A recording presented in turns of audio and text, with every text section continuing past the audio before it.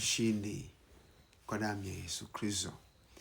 Usiku wa leo nazungumza siri inaitwa siri ya muunganiko wa kiroho. Kuna kitu kinaitwa muunganiko wa kiroho. Katika ulimwengu wa roho unaweza kuunganishwa na vitu pasipo kufahamu, au unaweza ukaunganishwa na roho pasipo kufahamu. Watu wengi wameunganishwa na roho katika ulimwengu wa roho ambazo hata hawazifahamu na zinafanya kazi juu ya maisha yao. Umeelewa Vitu vinafanya kazi kwenye ulimwengu wa roho hata uelewe kwamba vimeanzia wapi, lakini ni muunganiko wa nini? Muunganiko wa kiroho. Umeelewa?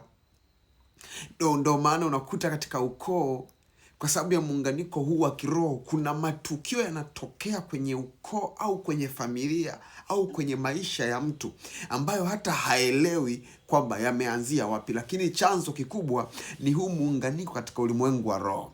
Katika ulimwengu wa roho unaweza kuunganishwa kupitia jina.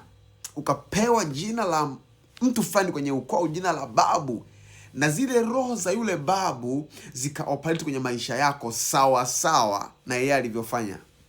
Lakini pia unaweza ukaunganishwa kupitia maagano ya ukoo. Hivi vitu vya matambiko, kuna ibada za matambiko, hizi pia zinaweza kukuunganisha katika ulimwengu wa roho.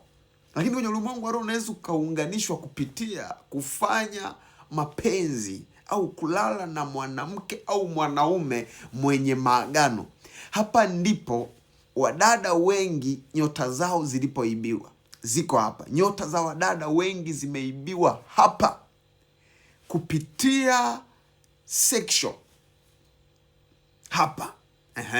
Mtu anaweza akaenda kwa mganga akapigiwa ramuri, akaambiwa tafuta dada wa aina fulani, utakapokuwa naye kimwili tayari katika ulimwengu wa roho huyu dada anakuwa ameunganishwa, au huyu kaka anakuwa amefanya nini? Anakuwa ameunganishwa.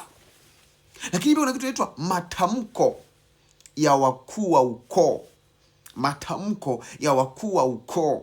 Na ndio maana utakuta kuna vitabu vya ukoo. Muunganiko huu ambapo utakuta sasa huu unapewa nguvu na asili. Kuna watu ambapo tulipozaliwa vitovu vyao kuna mahali viliwekwa, au vitovu vyao kuna matamko vilivyotamkiwa katika ulimwengu wa roho. Huu pia ni muunganiko wa kiroho ambao watu wengi wanaweza kuunganishwa. Watu wengi wameunganishwa na wanatembea na mizigo ya ukoo, wanatembea na mizigo ya wafu, wanatembea na mizigo ya kifamilia, wanatembea na mizigo mizito katika ulimwengu wa roho. Nini? Kwa sababu wameunganishwa na vitu wasivyovifahamu. Ndugu yangu, nataka niseme neno moja. Ulimwengu wa roho una siri kubwa sana, na moja ya siri kubwa inayowasumbua watu wengi na hawajawahi kuigundua ni siri ya maagano ya kiukoo. Hapa ndipo mahali ambapo shetani anachekelea sana, kaweza sana kwenye hili eneo. Na tukizungumza hivi vitu watu wanasema labda kwamba ni siasa na vitu fulani fulani. No. Haya ni maagano yaliyo hai yanayofanya kazi katika ulimwengu wa roho. Umeelewa? Na mtu anaunganishwa na kuwa mtumwa, anatumikishwa pasipo kujua. Bibi alikuwa anasumbuliwa na roho za mitala, na umebeba jina lake, na wewe complete hivyo.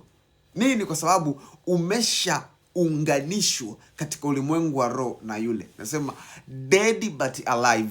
Amekufa lakini anaishi ndani yako. Na watu wengi, hii imewafanya watu wengi sana wasiweze kufikia hatima zao. Hawafikii hatima zao kwa sababu hatima zao zimeshakaliwa na vitu vingine. Maanake mtu mwingine, yani wewe unaishi kwa niaba ya mtu mwingine. Yani wewe unatembea na kusudi la mtu mwingine, sio kusudi lako, kwa sababu tayari ndani yako kimekaa kitu kingine. Ndani yako kimekaa kiumbe kingine. Ndani yako imekaa mamlaka nyingine. Ndani yako umekaa utawala mwingine. Na hapa ndipo siri za uharibifu wa hatima za watu zilipojificha, kwenye muunganiko wa kiroho. Haleluya! Muunganiko wa kiroho. Usipoweza kutambua na kumruhusu Yesu Kristo kuingilia kati kwenye maisha yako, kuweza kukuondoa, kuweza kukusaidia, kukuondoa kwenye huu muunganiko wa kiroho. Ndugu yangu, utapiga mark time spirit mpaka utachoka. Hauwezi kuwa na breakthrough. Watu wengi hawaelewi kwamba nazungumza kitu kingine. Watu wengine hawaelewi kwa nini historia za kifamilia zinajirudia mara kwa mara. Watu wanainuka, yaani watu wanakuwa na historia ya kuinuka halafu wanashuka. Wana historia ya kuolewa kabisa lakini ndoa hazidumu. Wana historia ya kupata pesa lakini mwisho wake wanafirisika, wanakuwa hoi hai, kapuku. Hawaelewi kwamba ni siri ya kiroho, kwamba kuna miunganiko ya kiroho, kwamba kupitia hii miunganiko historia itakuwa inajirudia vile vile. Tofauti ni miaka na watu, lakini historia ni ile ile. Muunganiko wa kiroho. Unaweza ukaunganishwa kwenye madhabahu ya ukoo pasipo kujua, na historia ya ukoo inajirudia kwenye maisha yako bila kutaka. Unaweza kuunganishwa kupitia madhabahu ya mganga, kupitia kuchanjwa chale. Watu wengi wanafikiri kuchanjwa chale ni jambo dogo. Kuchanjwa chale ni jambo kubwa sana kwenye ulimwengu wa roho. Unaweza ukaunganishwa na madhabahu ya mganga wa kienyeji kupitia kuchanjwa chale. Easy. Unachanjwa chale. Kuna watu wamechanjwa mpaka kwenye ulimi. Wengine wamechanjwa mpaka kwenye utosi. Umeelewa? Kuna watu wengine wamechanjwa mpaka sehemu za asili. Ukikutana naye tu kimwili, pap, kwisha, umeunganishwa na madhabahu. Ndugu zangu, huu ulimwengu tunaoishi, ule tunaouona ni sehemu ndogo ya uhalisia. Yaani hii ndio tunayoiona sisi kwa macho haya ni sehemu ndogo sana ya uhalisia wa ulimwengu wa roho. Kwa sababu ulimwengu wa roho ni mkubwa na una siri nzito ambazo huwezi kuachivu bila kuufahamu. Huwezi kuelewa bila kutambua. Huwezi kufanikiwa. Huwezi kumiliki. Aidha utapata na utashuka. Aidha utapata na utanyang'anywa. Aidha utapata na utapoteza. Kwa sababu kuna kanuni, kuna utaratibu, kuna mamlaka, kuna sheria za ulimwengu wa roho ambazo bila kuzifata huwezi kuwa chochote. Kuna kitu kimoja watu hawaelewi. Kuna kitu kinaitwa kuna sadaka ya kichawi ambao mchawi anajitoa sadaka yeye.